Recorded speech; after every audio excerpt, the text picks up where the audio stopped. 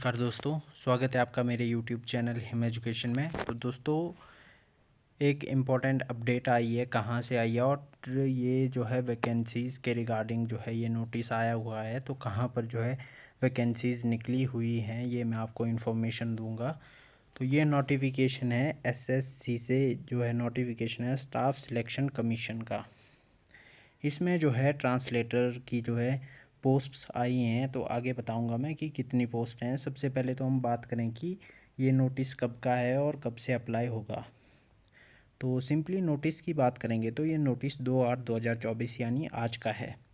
तो date for submission of online application, तो आज से जो है 25 अगस्त तक जो है ये पोस्ट्स के लिए जो है अप्लाई होगा। तो फॉर्म भरने की डेट जो है 25 तारीख तक है और लास्ट डेट जो है आपकी 25 तारीख को होगी। फ़ी पे करने की लास्ट डेट जो है वो 26 को रहने वाली है। और अगर किसी स्टूडेंट की जो है या किसी एस्पिरेंट की जो फॉर्म में कुछ गलती होती है या मिस्टेक होती है तो उसके लिए जो है 4 सितंबर से लेकर के 5 सितंबर तक ये करेक्शन विंडो खुली जाएगी और वो अपनी फॉर्म जो है करेक्ट कर सकते हैं। और एग्ज़ाम की बात करेंगे तो टेंटेटिव शेड्यूल है, ये अक्टूबर नवंबर में ये एग्ज़ाम होने वाला है। और ये एग्ज़ाम किसका है, तो ये है हिंदी ट्रांसलेटर का एग्ज़ाम, जो हर साल जो है SSC कंडक्ट करवाता है। और इसमें जो है डिपार्टमेंट्स, अलग अलग डिपार्टमेंट्स होते हैं, हर डिपार्टमेंट होता है इसमें। तो ये इन्फॉर्मेशन है। और आगे हम बात करेंगे कि इसकी जो सैलरी की बात करेंगे तो सैलरी कितनी रहती है इसकी। तो simply junior translator translation officer JTO की बात करेंगे तो इसका रहता है 35,000 से लेकर के 1,12,400 रुपये का जो लेवल 6 है पे का, इतनी सैलरी जो है वो रहती है। इसके बाद है जूनियर JTO आर्म्ड फोर्सेस में है, सेंट्रल सेक्रेटरीट में जो है अगर आपकी अपॉइंटमेंट होती है तो ये सैलरी रहेगी। आर्म्ड फोर्सेस हेडक्वार्टर में भी जो है वैकेंसीज़ फिल होती हैं ट्रांसलेटर की, वो भी इस एग्ज़ाम के थ्रू ही फिल होती हैं। तो इसके लिए भी सैलरी जो है वो सेम रहती है। और यहाँ पर जो है अलग अलग डिपार्टमेंट्स हैं तो ये सभी की जो सैलरी है वो सेम रहती है। अब एक आती है सीनियर हिंदी ट्रांसलेटर।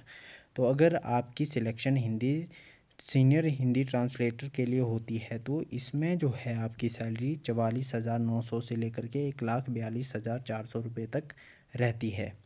अब वैकेंसीज़ की बात करेंगे, कितनी वैकेंसीज़ आई है तो अभी टेंटेटिव है। टेंटेटिव वैकेंसीज़ की बात करेंगे तो 312 वैकेंसीज़ जो है वो रहने वाली हैं। टेंटेटिव है ये, इसके बाद जो है ये बढ़ भी सकती हैं और भी बढ़ेंगी। ये सिंपल सी बात है कि अभी और बढ़ेंगी ये। और इसका जो फाइनल है, जब एग्ज़ाम होने वाला होगा उससे पहले जो है फाइनल इन्फॉर्मेशन आएगी या नोटिस आएगा कि इतनी वैकेंसीज़ के ऊपर जो है एग्ज़ाम होगा। तो ये थी इन्फॉर्मेशन। बाकी बात करें तो सेंटर्स की बात करें, अब हम इसके बाद जो है सेंटर्स की बात करें या एलिजिबिलिटी की बात कर लेते हैं। पहले तो एलिजिबिलिटी की बात करेंगे तो सिटीज़न इंडिया का होना चाहिए, या नेपाल या भूटान का भी हो तो चलेगा। इसके बाद एज की बात करेंगे तो एज कितनी रहने वाली है। तो एज की बात करेंगे तो 18 टू 30 ईयर्स जो है एज होनी चाहिए। जिसकी भी एज 18 से 30 साल के बीच में है वो इसके लिए जो है एलिजिबल है। और इसमें बात करेंगे तो कैटेगरीज़ के लिए जो है रिलैक्सेशन दी गई है एज में भी। SC/ST के लिए 5 साल, OBC के लिए 3 साल, PWD अनरिजर्व्ड के लिए 10 साल की, और बाकी PWD OBC के लिए 13 और PWD SC/ST के लिए 15 साल की जो रिलैक्सेशन दी गई है। इसके बाद नीचे हम बात करेंगे एग्ज़ामिनेशन सेंटर्स की। तो सेंटर कहाँ कहाँ पर है, तो ये ऑल ओवर इंडिया में जो है सेंटर रहने वाले हैं। बिहार और रीजन के हिसाब से बांटा हुआ है, तो बिहार और उत्तर प्रदेश रीजन में जो है ये सेंटर रहने वाले हैं। जैसे भागलपुर हो गया, पूर्णिया हो गया, बरेली हो गया, लखनऊ हो गया और प्रयागराज वाराणसी सेंटर्स रहने वाले हैं। तो इस तरह से आप अपना रीजन देख सकते हैं कहाँ पर जो है आपने अपना सेंटर भरना है। ऑल ओवर इंडिया में जो है सेंटर्स रहने वाले हैं। और इसके लिए अब एलिजिबिलिटी की बात करें तो एलिजिबिलिटी में जो है आप BA विथ इंग्लिश और हिंदी एंड मास्टर्स आपकी जो है इंग्लिश और हिंदी में होना ज़रूरी है, या आप BA इंग्लिश और हिंदी में हैं तो भी आपका काम चल जाएगा, क्योंकि ये जो है ग्रेजुएशन बेस्ड पर वैकेंसीज रहने वाली हैं। और अगर आप BA हिंदी और इंग्लिश में हैं तो आप जो है इसके लिए एलिजिबल हैं। और इसके अलावा सबसे इम्पॉर्टेंट चीज़ है कि आपके पास जो है ट्रांसलेशन का डिप्लोमा होना चाहिए या एक्सपीरियंस होना चाहिए। ट्रांसलेशन का डिप्लोमा की बात करेंगे तो PGDT जो डिप्लोमा है वो आपका जो है चल जाएगा। ये 1 साल का डिप्लोमा होता है और इग्नू के थ्रू होता है। तो अगर आपके पास ये डिप्लोमा है तो आप इसके लिए एलिजिबल हैं।